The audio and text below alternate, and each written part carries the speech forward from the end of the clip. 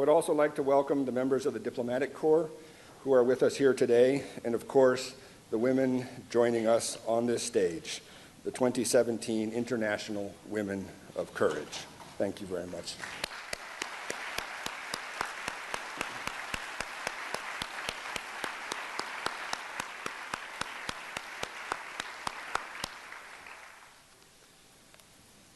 The Secretary of State's Award for International Women of Courage is part of our celebration of Women's History Month and International Women's Day. The Secretary wanted to be here to present these awards himself. Regrettably, he is on his way to Ankara and Brussels, but he extends his heartfelt congratulations to these honorees.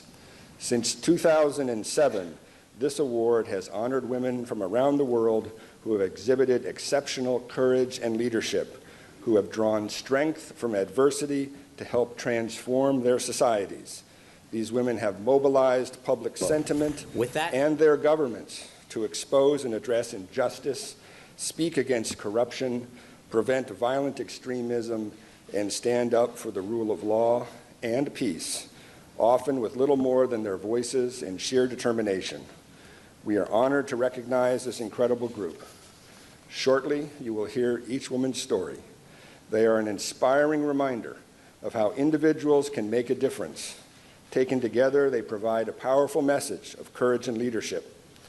As we celebrate the accomplishments of these women, we also provide them with a platform for telling their stories. After this celebration, they will participate in a State Department-sponsored exchange program to engage with American audiences around our country, contributing to the tradition of people-to-people diplomacy. The United States is proud to honor these leaders as part of our commitment to advance the status of women and girls around the world. I want to take a moment to thank my colleagues in the Secretary's Office of Global Women's Issues for the work they do to ensure that gender equality and women's empowerment are integrated into our foreign policy. I also want to recognize the Bureau of Educational and Cultural Affairs, whose programs, like the International Visitors Leadership Program on which these women are about to embark, are an important element of our diplomacy. The work of our colleagues here at the State Department embodies a commitment that comes from the very top of our administration. As Secretary Tillerson has said, there is study after study to confirm that when you empower women in these developing parts of the world, you change the future of the country because you change the cycle within the family.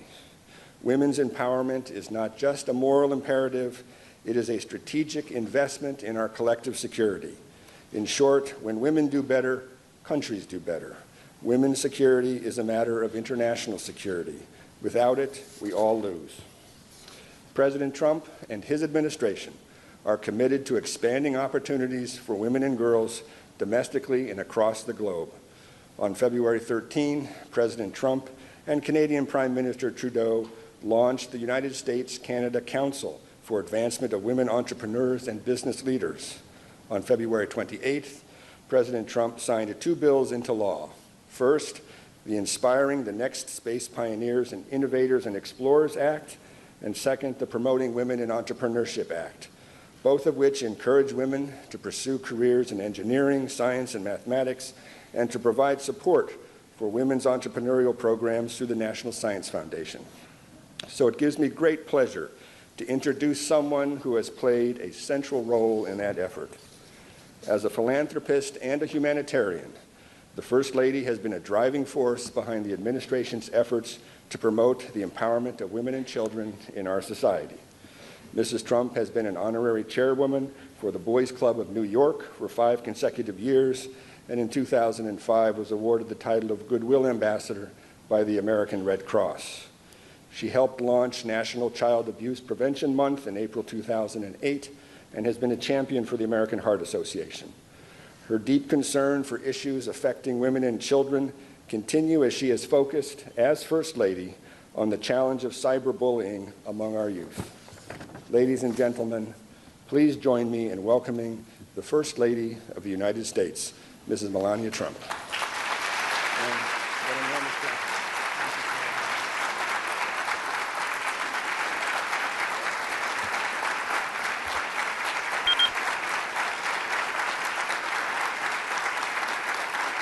Thank you. Thank you. Ambassador Shannon, dignitaries, esteemed guests, ladies and gentlemen. I'm deeply humbled to be here today to honor these 12 remarkable and inspirational women who have given so much for so many, regardless of the unimaginable threat to their own personal safety. Each one of these heroic women has an extraordinary story of courage which must inspire each of us to also achieve more than we had ever imagined possible. Their lives remind us of the boundless capacity of the human spirit when guided by moral clarity and desire to do good. These honorees on the stage with me have fought for their rights and for the rights of others. Each battled forces such as governments, the courts, gender bias, terrorism, war, and corruption, and were willing in each moment to face harsh penalties, including imprisonment and death. As they continue to preserve against unimaginable odds, these women are extraordinary examples of reaching within to find the courage that lies inside us all to change the world. While learning the stories of these 12 honorees, I would like to ask each of us to take this moment and try to imagine what it would be like to experience the trying obstacles, domestic abuse, gender bias violence, or governed oppression that some of these women have faced. Let us try to envision ourselves in their place, struggling against unequivocal gender bias and discriminatory laws which serve to protect the perpetrators of unthinkable crimes while punishing their victims should they even dare to speak out. Ask yourself if you would have the fortitude of spirit, the courage of your convictions, and the enormous inner strength required to stand up and fight against such overwhelming odds. Amazingly, each of our honorees has courageously answered yes to those questions. For it is their strength and the strength of others like them which will unite a global battle against inhumanity. Together with the international community, the United States must send a clear message that we are watching. It is therefore our duty to continue to shine the light on each miraculous victory achieved by women, all capable of trying, truly leading the change to fight for those that cannot fight for themselves. These are the stories of human greatness that will continue to inspire and therefore must be told far and wide. These honorees who have fought on the front lines against injustice are true heroes. Their stories of an individual bravery remind us that there is always hope whenever the human spirit is brought to bear in the service of others, and that healing and personal empowerment are often born from such deeds. I believe that bravery is the ability to live one's life refusing to be discouraged, and instead choosing a life of purpose. Only when we do this are we are able to suppress what we previously believed to be possible. Each of these 12 women represents a life of enormous courage to save a child, to help a family, to make a neighborhood or school safe, or to boldly speak out against evil by refusing to back down, no matter the personal cost. To the young people here today, I ask you to allow the triumphs exemplified by these heroic women to inspire you in your own lives, and to remind yourself that you, too, are capable of greatness. I urge you to not be afraid to fail, as failure will never have the power to define you, as long as you learn from it. And realize that your first steps will always involve taking a leap of faith by believing in yourself while choosing to replace fear for hope. Let these brave women serve as daily inspiration, as it is now up to each of you to remain vigilant against injustice in all its many forms. As you go forward, remember their journeys as push ahead and strive to bring about a better community, a better country, and a better world in an ongoing fight for right over might. We must continue once again to shine the light on the horrendous atrocities taking place in neighborhoods around the corner and around the globe, where innocent families are crying out to live in safety. We must continue to fight injustice in all its forms, in whatever scale or shape it takes in our lives. Together, we must declare that the era of allowing their brutality against women and children is over, while affirming that the time for empowering women around the world is now. For wherever women are diminished, the entire world is diminished with them. However, wherever women are empowered, towns and villages, schools, economies are empowered, and together we are all made stronger with them. We must begin now to challenge old fears, fight long-held prejudices, and stand up against evil and injustice wherever it may be. As leaders of our shared global community, we must continue to work towards gender empowerment and respect for people from all backgrounds and ethnicities, remembering always that we are all ultimately members of one race, the human race. Each one of us is uniquely gifted. We must continually reaffirm our American values as we join with the international community to make our world safer through acts of collaborative and individual bravery.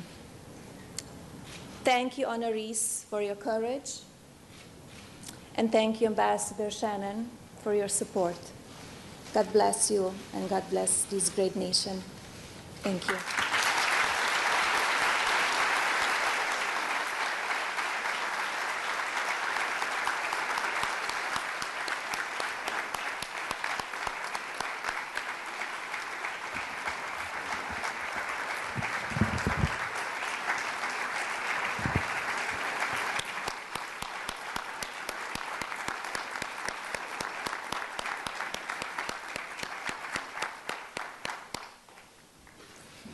Thank you very much for your inspiring words. And once again, thank you for honoring us with your presence here today.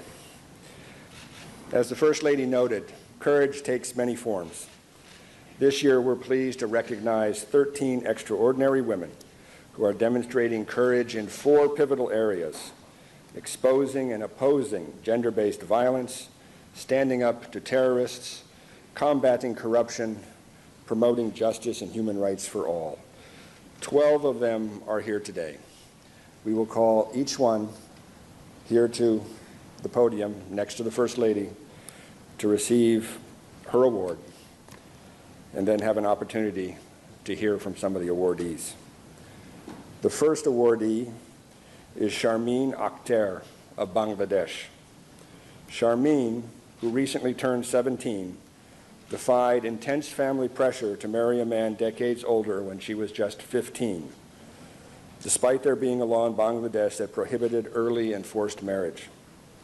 Holding her ground and filing charges against her own family, Sharmeen gained the support of a newspaper journalist who helped to expose the case, and she won the right to continue her education.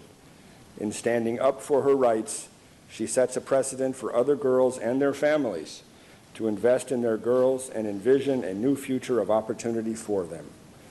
Sharmeen is being honored for her exceptional courage and perseverance to break the silence around early and forced marriage, and for being a role model for other girls who suffer needlessly from this harmful practice. Sharmeen.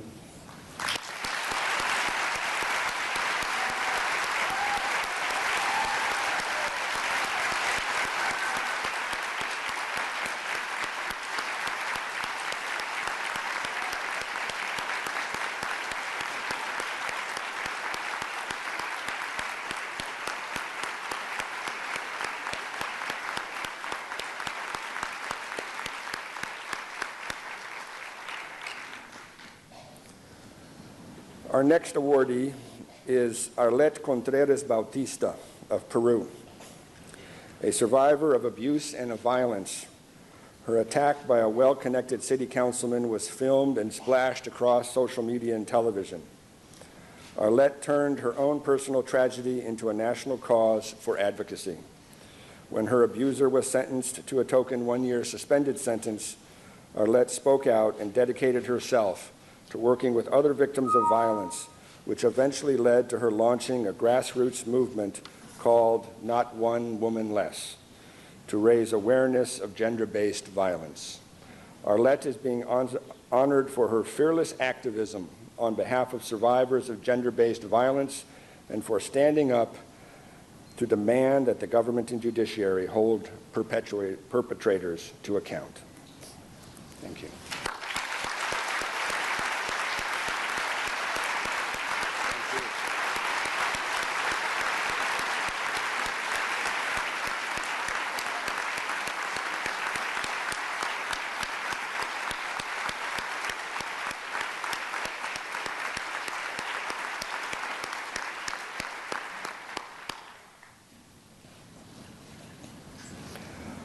Our next honoree is Maleboho Molefa from Botswana, a beautiful country.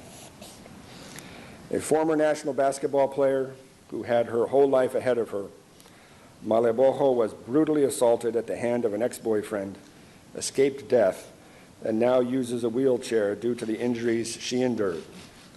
Maleboho has dedicated her life to teaching other girls to fight harmful gender stereotypes and domestic abuse. Maleboho is being honored for her tenacity, strength, and resilience to help other women and girls overcome the scourge of domestic violence, especially those who have become disabled as a result of such abuse.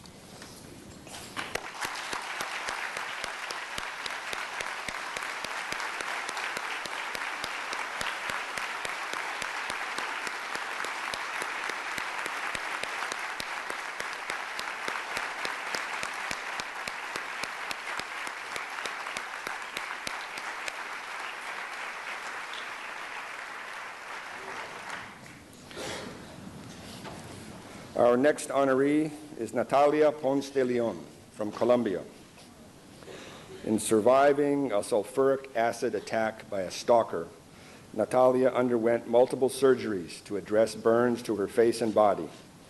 She calls her recovery a rebirth, which led her to start her own foundation to help other acid attack survivors. As a result of her advocacy, the Colombian Congress passed the Natalia Ponce de Leon law in January 2016.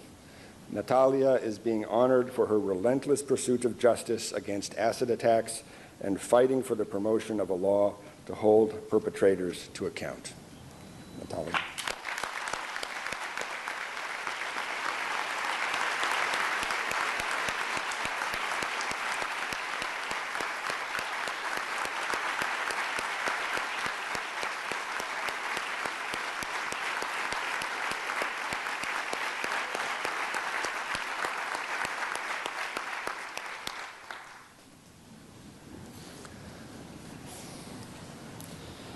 Our next honoree is Janat Al-Ghazi from Iraq.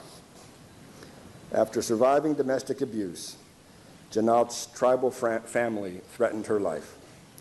She now dedicates her life to protecting other women from violence. She has furthered the Organization of Women's Freedom in Iraq's cause of providing shelter, protection, training, and legal services for women, including those who have suffered brutality at the hands of ISIS. Janat is being offered for selflessly working on behalf of women survivors of abuse, courageously telling her story at great risk to her personal safety, and for providing shelter, education, and opportunities for women to reclaim their lives from the threat of violence and extremism. Janat.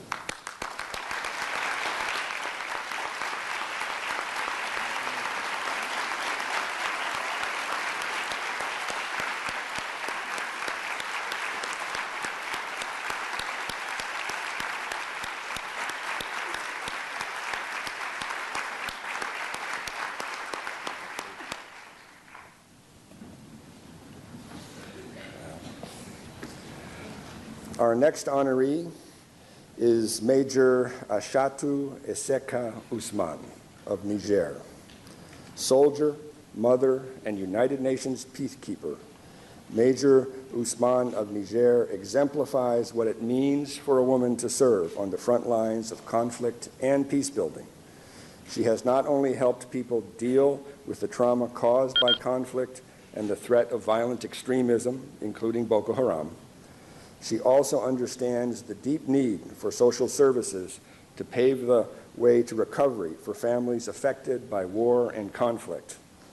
Major Usman is being honored for her steadfast devotion to healing those wounded by conflict and terrorism, for demanding social services for those left to suffer the consequences of war in order to prevent further violent extremism. Major Usman.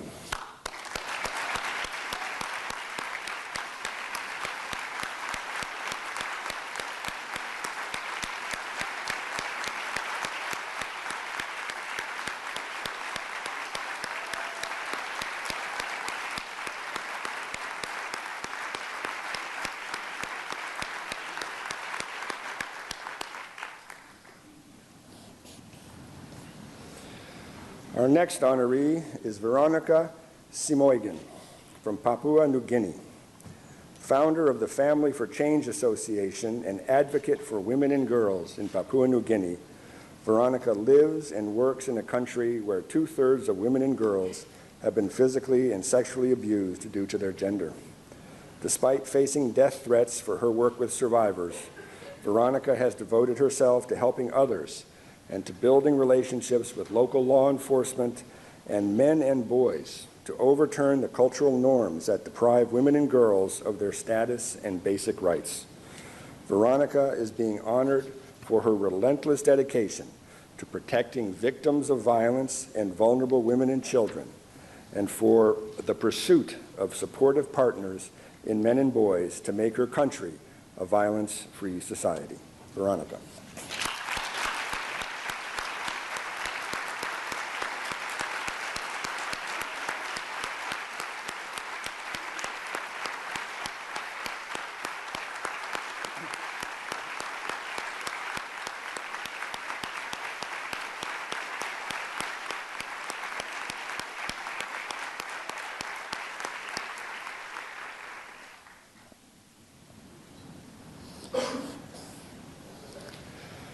Our next honoree is Rebecca Kabugu of the Democratic Republic of Congo. Subjected to repression, arrests, and months in jail for her political activism and speaking her mind, Rebecca was, at age 22, dubbed one of the youngest prisoners of conscience in the world. Rebecca played a key role in a series of peaceful and nonviolent demonstrations demanding the Congolese government hold credible elections in 2016 as required by the Congolese Constitution. Upon her release in 2016, she emerged as a voice demanding democratic reform and social change. Rebecca is being honored for her visionary leadership, commitment to ushering in positive change through nonviolence, and for standing up to improve the lives of the disadvantaged in her country. Rebecca.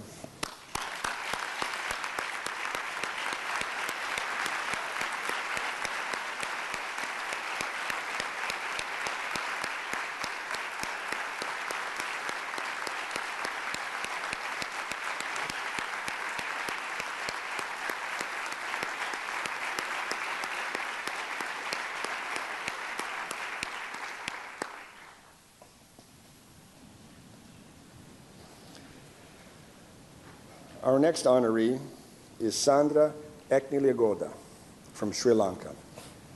When her husband, a well-known political cartoonist and journalist, disappeared in January 2010, Sundya resolved to seek the truth about his faith. She appeared in court more than 80 times in the face of obstructionist judges and authorities. Sundya has become a symbol for the many thousands of persons who have suffered the loss of disappeared relatives over the course of the 27-year civil war and earlier insurrections. Sundya is being honored for her relentless pursuit of the truth about those who have disappeared during conflict, holding the government accountable and bringing hope to others suffering a similar fate. Sundya.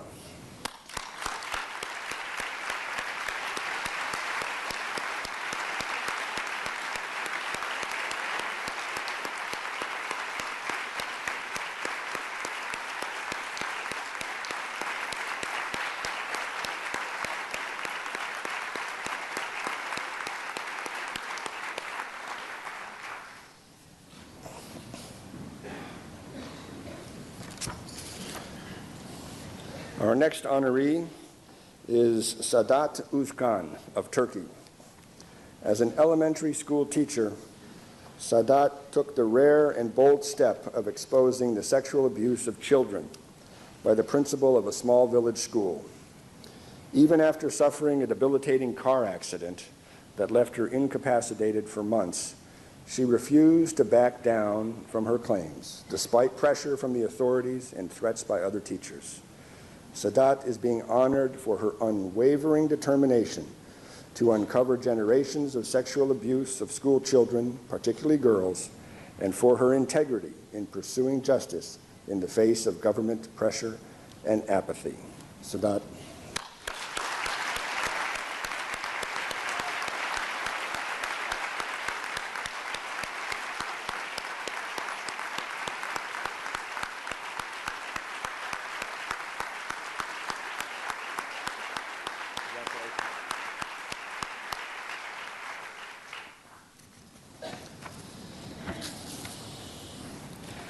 Our next honoree is Sister Caroline Tahan of Syria.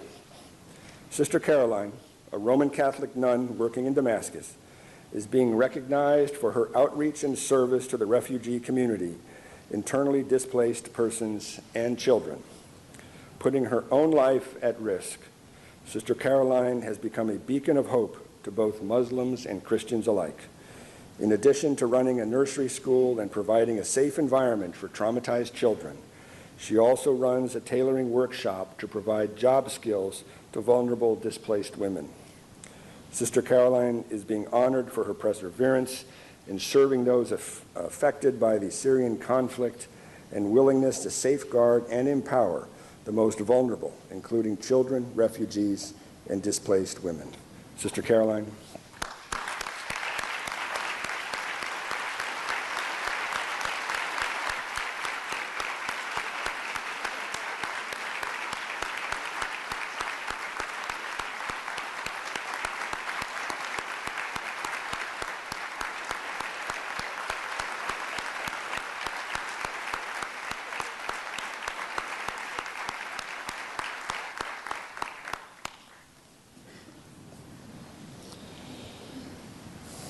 Our next honoree is Fadia Tabet of Yemen, a child protection officer and reporter on human rights violations in southern Yemen during the recent conflicts.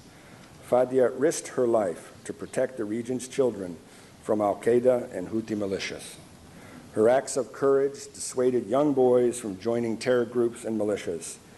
She exposed al-Qaeda's Yemeni branch, Ansar al-Sharia, as a recruiter of child soldiers, as well as documented human rights violations by other armed groups for the United Nations. Fadia is being honored for putting her own life at risk to protect children from being recruited by terrorist groups and militias, and her bravery in exposing the human rights violations and crimes committed by various armed groups. Fadia.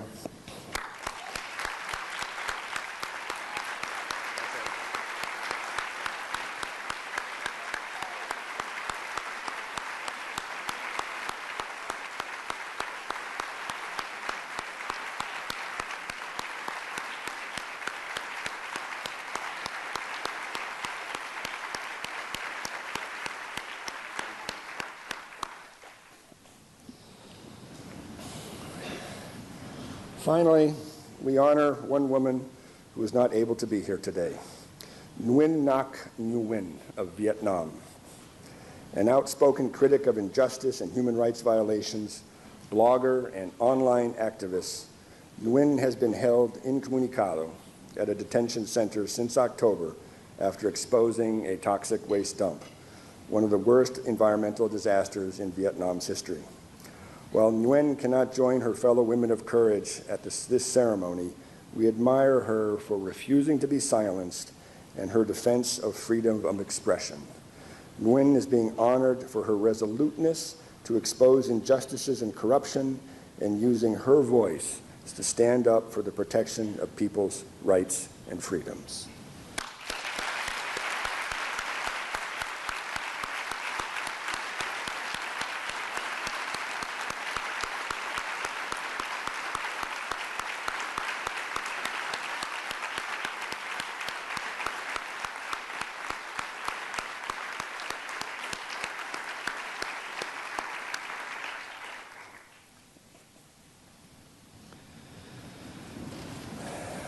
Now, it is my pleasure and my honor to introduce two of our international women of courage who will give remarks on behalf of the group.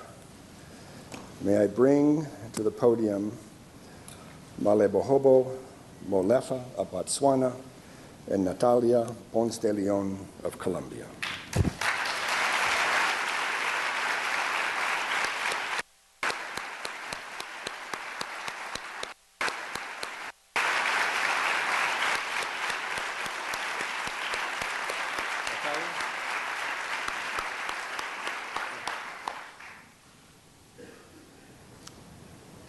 First Lady Melania Trump, distinguished guests, ladies and gentlemen, good morning. Today for me marks the pinnacle of every woman's success story. I am greatly honored to speak on behalf of the phenomenal awardees.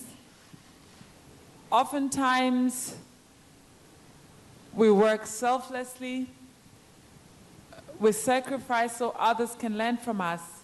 We allow ourselves to be brave despite the ridicule, the judgments, and the societal pressures. This moment is for everyone who has supported me, most importantly, my family and my friends, and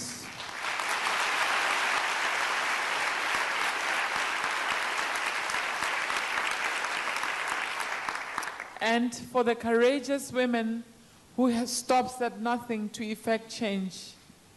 As a gender-based violence survivor and also a woman living with a disability, a result of a brutal attack, I take pride in knowing that I didn't lose my strength, and I continue to use my story to inspire other women and to learn from me and to partake in helping change the lives of others who may be going through a situation in their lives and not knowing how to exit.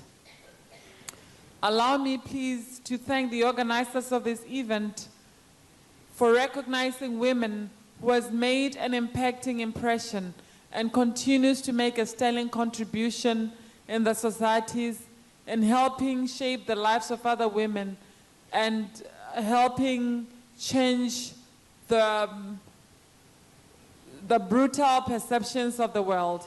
Thank you.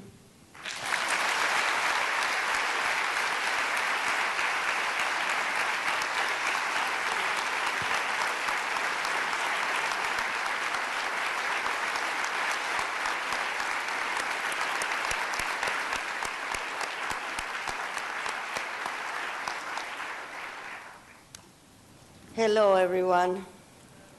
I never would have dreamed I will have the honor to be speaking to you today, let alone I would have imagined that in order to be here today, I will first have to go through a nightmare and later a rebirth.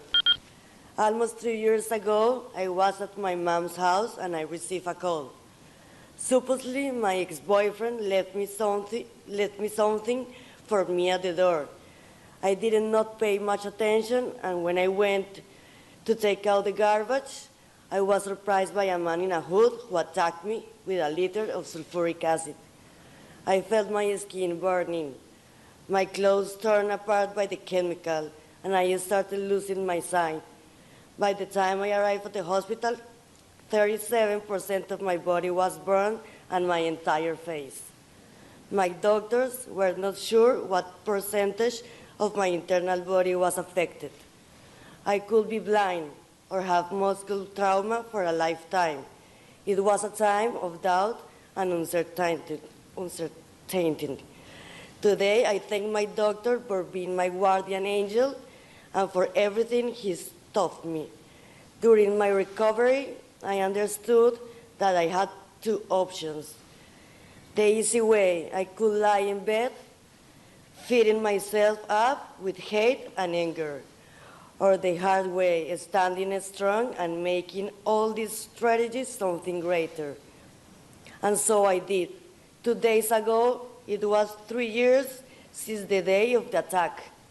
I ended a life I had planned, and I started a different one. I believe that after a long process, I can assure you that on March 27th of March, I died and I was reborn from the ashes. Amazingly, I started a better life, a life with a mission, a life dedicated to a bigger purpose. My attack was not the only one, and I started to contact with other victims of acid attacks. Talking to other victims was a relief and a pain at the same time. It was living again what happened to me. It required a lot of strength. I would not have accomplished what I did in 3 years without strength.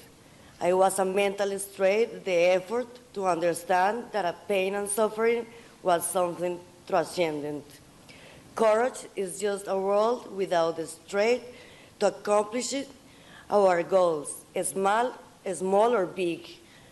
That is subjective. My biggest goal at the beginning was getting out of bed like everyone else. Today, my biggest goal is to create a burn unit for hospitals in Colombia.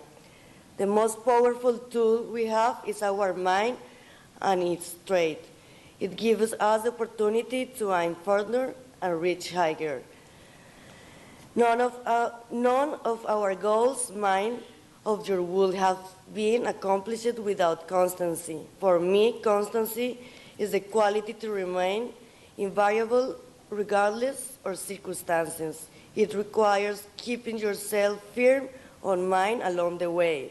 Constancy kept me through 30 surgeries, 5 messages a day, no matter how painful they were, and the constant use of a mask to allow my skin to get back to where it was supposed to be.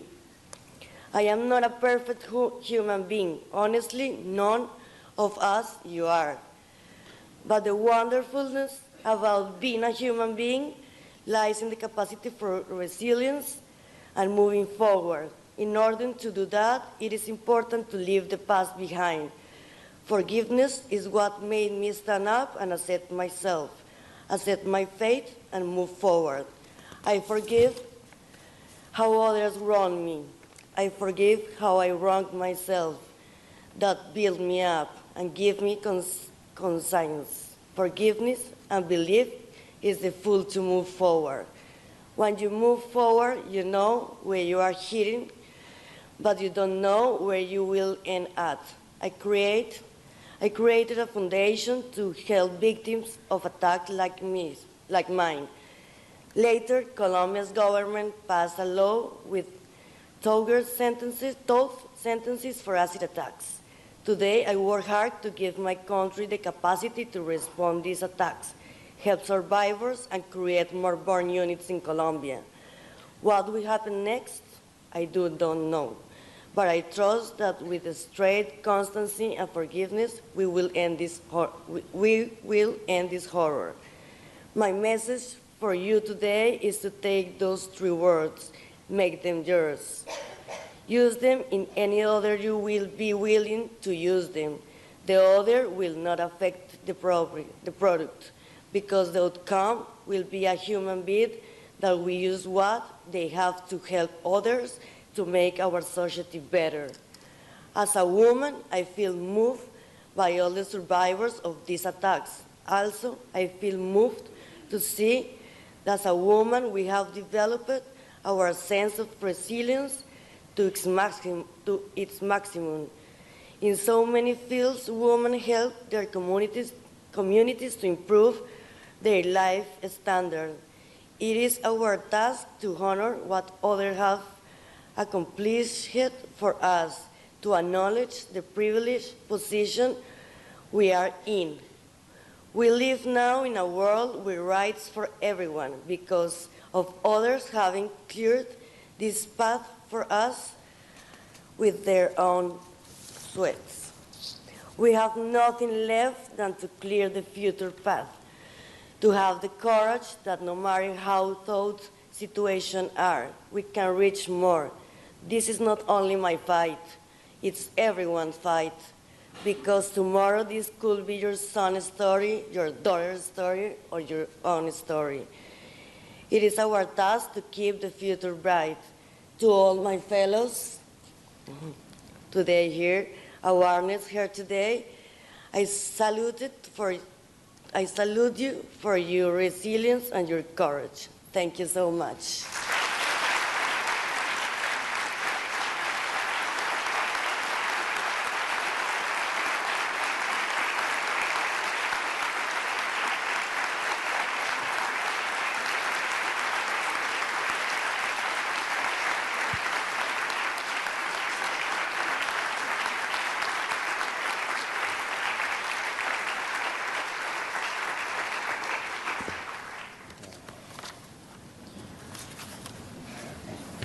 Two incredible statements by two incredible women. There's really nothing left to say, except to thank all of you for your presence here today.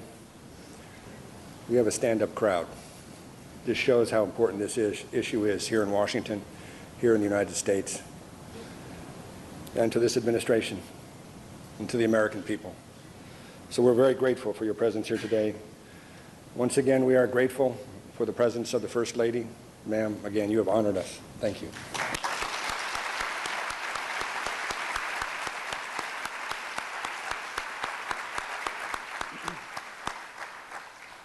And to the 2017 International Women of Courage awardees, thank you all for what you have done and all that you will continue to do.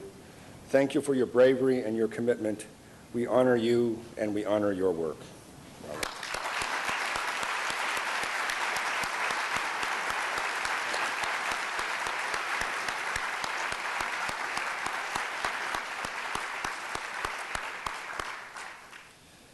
We had an opportunity to take a photo with these incredible women, but we did not have an opportunity to take a photo with them holding their awards. So if you don't mind, if I could just ask you to hold tight for a moment as we gather them here and take a photograph with the First Lady. But again, thank you all very, very much for being here today.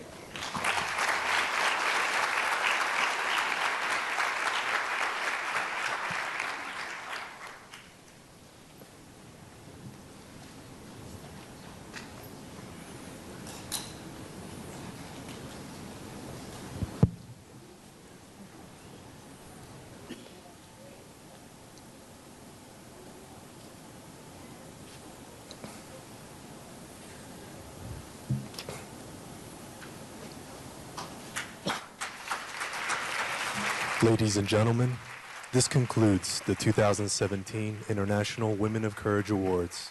Please stay seated as the awardees exit the stage. Thank you.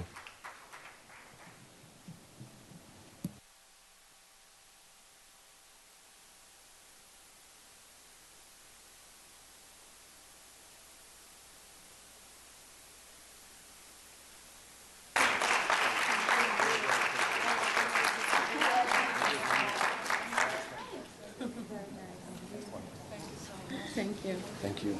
Thank you. Thank you very, very much. Thank you. Thank you.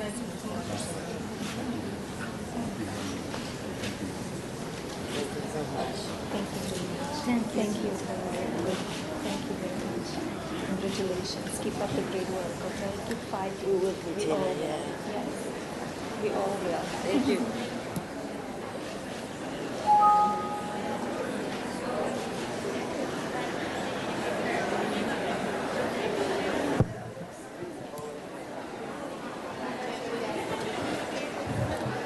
Please stay seated as the awardees exit the stage. Thank you.